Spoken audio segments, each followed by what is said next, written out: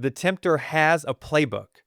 He's not winging it. He's not guessing. He's not aimless. He has a plan. When you are at your lowest, he hits you with his hardest.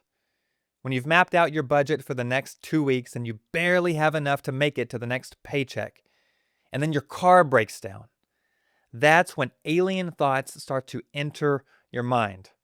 You question God's goodness. You question if God's way is worth it. Doubts creep in and other paths start to look appealing. Well, that's exactly what the tempter wants. So in this video, I want to take a look at his playbook against Jesus and how Jesus' victory helps us when we are at our lowest facing those kinds of temptations. Jesus' own temptation became the all-time low of his life. It followed the all-time high of his life, which was his baptism. At his baptism, the Father's voice thundered from the sky that Jesus is God's Son. God authorized Jesus for ministry at that moment. His ministry would create cosmic redemption and rescue and overcome evil. Right after that public declaration, though, the Spirit compelled Jesus into the wilderness to be tempted. And that period became the time for Jesus to prove he is whom God said he is. Jesus' wilderness experience was a period of solitude and dependence. Matthew tells us that Jesus fasted for 40 days. He likely didn't speak much. His fires crackled, the birds chirped, very little noise. He was reflective. He was in prayer, preparing for the next few years that would ultimately take him to the cross. As he fasted, his body metabolized itself, eating what fat and muscle he had in order just to survive. He was deepening his connection to the Father and learning to depend on him. At the end of those 40 days, right before he crossed the finish line of this test, the tempter came. Matthew chapter 4, verse 3. It's the same for us. In this life, we're tested. God made us to be victorious, to overcome evil, not just avoid it. He doesn't tempt us toward evil. God tests us so that we can be strong. Overcoming Satan's temptation is a part of that bigger plan. Oswald Chambers wrote, "Temptation is not something that we can escape. In fact, it is essential to the well-rounded life of a person. Beware of thinking that you're tempted as no one else. What you go through is the common inheritance of the human race, not something that God has singled you out to suffer." When Jesus was at his weakest, the tempter came. Sun Tzu in The Art of War said, "Attack him where he is unprepared, appear where you are not expected." That is the playbook we should expect Satan to use against us. His core aim is to make you forget God and to make you question God. Martin Luther wrote, "The devil is not lazy or careless about his business." He wants you to question God's character and his presence. He wants you to think that God is preoccupied doing something else and that he's irrelevant to you. One way this plays out specifically is to cause you to question God's ways. If he can't get God out of your thoughts, he'll strive to get him out of your heart. He wants you to question God's wisdom in guiding you along the right path. That's where Satan picked up with Jesus. When the Father thundered that Jesus is the Son of God, Satan's ears perked up. His 3 temptations pressed on that assertion.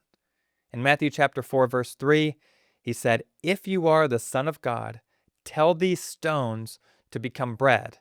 And in Matthew chapter 4, verse 6, he said, "If you are the Son of God, throw yourself down." He wanted Jesus to prove his identity as the Son of God, but in doing so, Jesus would have been going against the will of God. At this period, the Father wanted Jesus to be still, to be quiet, to be obscure. He wanted Jesus to deepen. Miracle and spectacle would come later in Jesus' ministry. But Satan wanted Jesus to get that timing off. He wanted Jesus to stray from God's will. He wanted Jesus to stray from God's timing. And so after Jesus refused both attempts, Satan made it even easier on him. In Matthew chapter 4, verses 8 and 9, we read, "Again, the devil took him to a very high mountain and showed him all the kingdoms of the world and their splendor. 'All this I will give you,' he said, 'if you will bow down and worship me. All Jesus had to do was to move his knee 18 inches and rest it on the ground, and then he could bypass the Father's road and receive all the kingdoms which were his to inherit from the Father as his son, but they were his to inherit in the Father's timing and in the Father's way. Satan wanted him to bypass that whole process. At this time, Satan wasn't being flashy or pushy. He approached Jesus confidently, casually, curiously. He walked around him slowly. He didn't use loud words. He was soft. He was quiet. He made mild suggestions that would have made it easy for Jesus to perform as God's son. In the immediate, those acts would have been convenient and satisfying for Jesus in the frailty of his humanity. Tom Wright makes the point that Satan wanted Jesus to achieve his mission, his vocation, to fulfill his destiny by an alternative path, not by the Father's. And that's what temptation does with you and me, especially when we're weak. The thought, the option, it comes into our mind and it seems reasonable, appealing at the moment. Because when we're weak, making that moment easier is typically all we're thinking about. Here's how Thomas Brooks, the Puritan, expressed Satan's playbook. He presents the bait and hides the hook. He shows the sweet but not the bitter, the pleasure but not the pain, the profit but not the loss, the honor and not the shame. But Jesus didn't bite. For all three temptations, Jesus combated Satan with God's word. Matthew 4:4, Jesus answered, "It is written, man shall not live on bread alone, but on every word that comes from the mouth of God." Matthew 4:7, Jesus answered him, "It is also written, do not put the Lord your God to the test." And third, Matthew 4:10, Jesus said to him, "Away from me, Satan, for it is written, worship the Lord your God and serve him only." Jesus kept God's word front and center in his mind, and he believed it in his heart. Keeping God's character, promises, and wisdom present empowers us to fight and win. Jesus kept his focus and he kept his faith, even if it seemed unreasonable and unpleasant at the time. Here's Spurgeon's reaction to Jesus' responses. "It is written, stand upon it, and if the devil were 50 devils in one, he could not overcome you. On the other hand, if you leave, it is written, Satan knows more about reasoning than you do." And George Mueller, the contemporary of Spurgeon in the 19th century, he put it bluntly.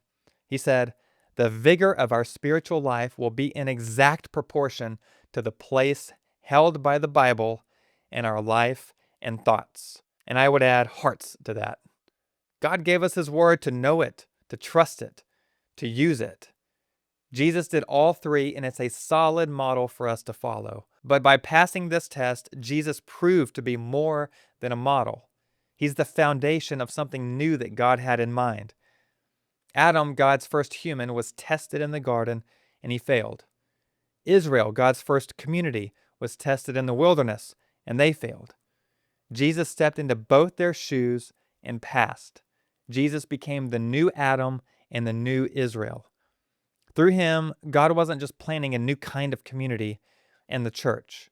God was building a new kind of humanity to form that community, a spirit-empowered humanity with Jesus as our champion and foundation.